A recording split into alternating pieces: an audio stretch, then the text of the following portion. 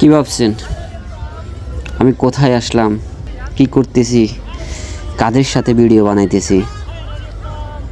আপনাদের সাথে একটু শেয়ার করি। কোটি কোটি ইয়াং জেনারেশনের জিএনজিদের স্বপ্ন ইউরোপ। আর এই ইউরোপে আসলে আপনারা দেখতে পারবেন এই অন্ধকার জগৎ কেমন। আমি যেখানে থাকি সামারের সময় প্রতিদিনই এমন থাকে। প্রতিদিন হাজার হাজার মানুষ, লাখ লাখ মানুষ এখানে এনজয় করে, পার্টি করে। আমি যে প্রতিটা ভিডিওতে বলি বিশ্বের বিভিন্ন প্রান্ত থেকে মানুষ আসে এখানে ঘুরতে, দেখতেই পাচ্ছেন। শুরু হলো এই যে মারের পারের যে একটা অনুষ্ঠান, যে একটা এখানে যত ধরনের খারাপ বাংলা ভাষায় বলা যায়, কিন্তু এখানে সব কিছু হয়। আপনার সব পার্টি হতে সব কিছুই, মদ, ড্রিঙ্কস, পার্টি, যে যা ইচ্ছা তাই করতে পারে এখানে। কেউ ফ্যামিলি নিয়ে ঘুরতে আসে, কেউ আসে আপনার পরিবার নিয়ে, কেউ বয়ফ্রেন্ড গার্লফ্রেন্ড নিয়ে, কেউ সিঙ্গেল আসে মেয়েরা, কোনো ছেলেরা আবার একসাথে আসে। তো যত রাত বাড়তে থাকে এখানে তত মানে অন্ধকার জগতের যে একটা খারাপ দৃশ্য সেগুলো বাড়তে থাকে এখানে। আমি কিন্তু কাজ থেকে ফিরতেছি, কাজ থেকে ফেরার সময়, বাসায় ফেরার সময় ভিডিওটি করা। আসলে আমি বাসায় আসতে আমার মনে হয় যে 5 মিনিটের জায়গায় আমার 20 মিনিটের বেশি হয়ে গেছে, বেশি লাগছে। তো ভাবলাম ক্যামেরাটা চালু করে একটু আপনাদেরকেও দেখানোর চেষ্টা করি, বা আমিও একটু ভিডিও করি। তো ভিডিওটা চালু করার সাথে সাথে সবাই ভাবতেছে আমি অনেক বড় ধরনের ইউটিউবার, কোথায় থেকে আসলাম। পরে আমিও বললাম আমি বাইরে থেকে আসলাম, আমি আসলে একজন ইউটিউবার। সবাই সেলফি তুলতেছে, হ্যালো দিতেছে, কোথা থেকে আসতেছিস এগুলাই বলতেছে সবাই। এখানে আপনার কি না হয় সব কিছু পাবেন। আমি এক ভিডিওতে বলছি না, আমেরিকার লস অ্যাঞ্জেলেস যেরকম, এটা সেম সেরকম। জুয়া আড্ডা হইতে সব কিছু হইতে, এই যে একটা মদ খায়া মাতাল হইয়া কী করতেছে দেখেন। আমার জিজ্ঞাসা করতেছে কোথা থেকে আসতেছে, কোথা থেকে আসলাম। তারপরে বলতেছে ওকে ভিডিও করো।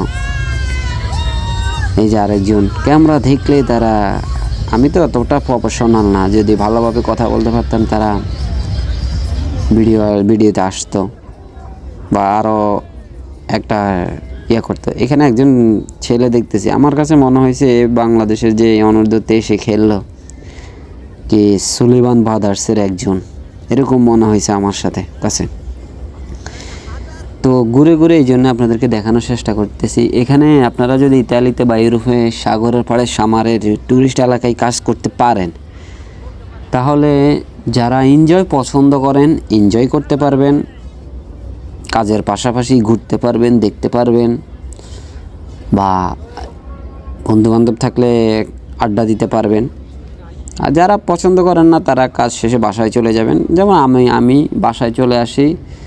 আর এখানে রাত যত বাড়ে ততটা সমস্যা থাকলে, কারণ প্রতিটা রাস্তার পাশাপাশি আপনার সারা রাত তো ড্রিঙ্কস করে, তারপরে তারা মাতাল হয়ে শুয়ে থাকে, পড়ে থাকে।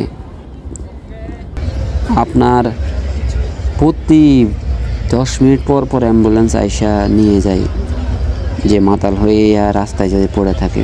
তারপরে হাজার হাজার পুলিশ টল দিয়ে থাকে কোনো সমস্যা হয় কিনা, ট্যুরিস্টদের জন্য কেউ ডিস্টার্ব করে কিনা। এই যে এখানে গেমস, কোটি কোটি টাকার এখানে গেমস খেলা হচ্ছে এটার ভিতরে। এই যে এগুলো আসছে চালুতে দেওয়ার জন্য। তো সবশেষে বলতে চাই যে আসলে যখন আপনারা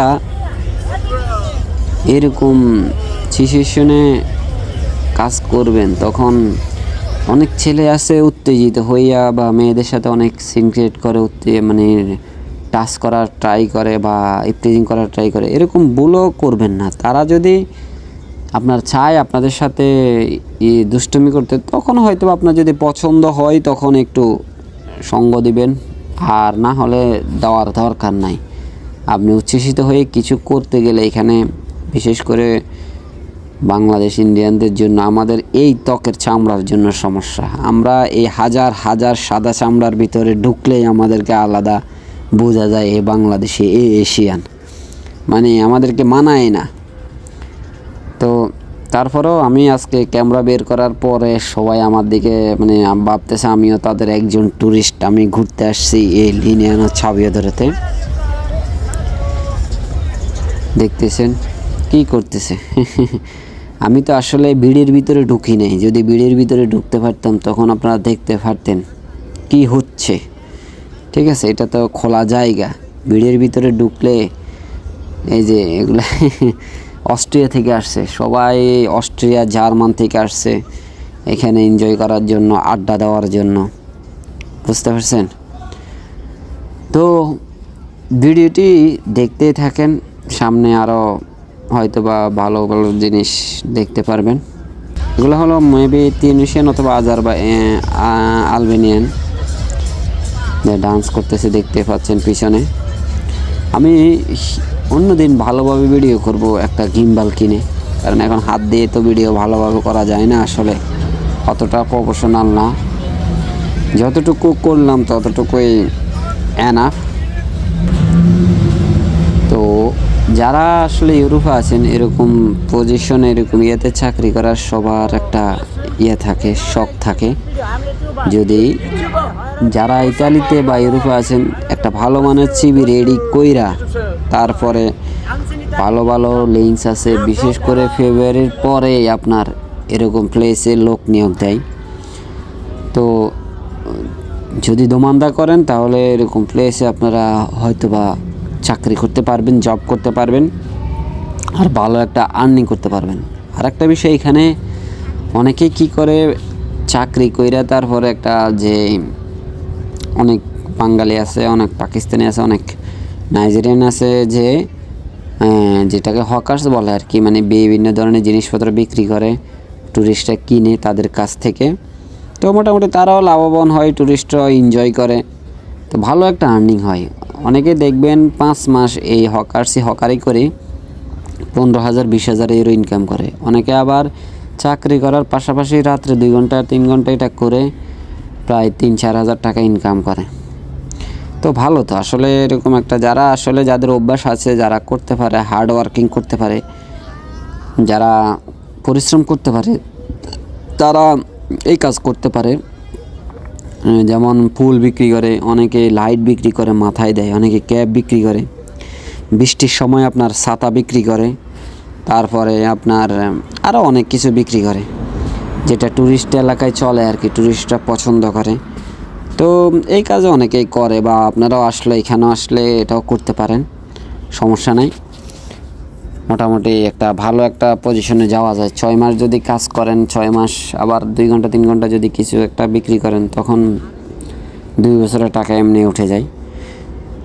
তো দেখতেই পাচ্ছেন লিনিয়ানো সাবিয়াদরাতে, এটাই হলো আসলে ট্যুরিস্ট এলাকা। আমি যেখানে কাজ করি আপনাদেরকে আজকে একটু ঘুরে দেখানোর চেষ্টা করলাম, যদিও ভালোভাবে ভিডিও করা হয় নাই, প্রফেশনাল হয় নাই, তারপরও যতটুকু সম্ভব ততটুকু দেখাইছি।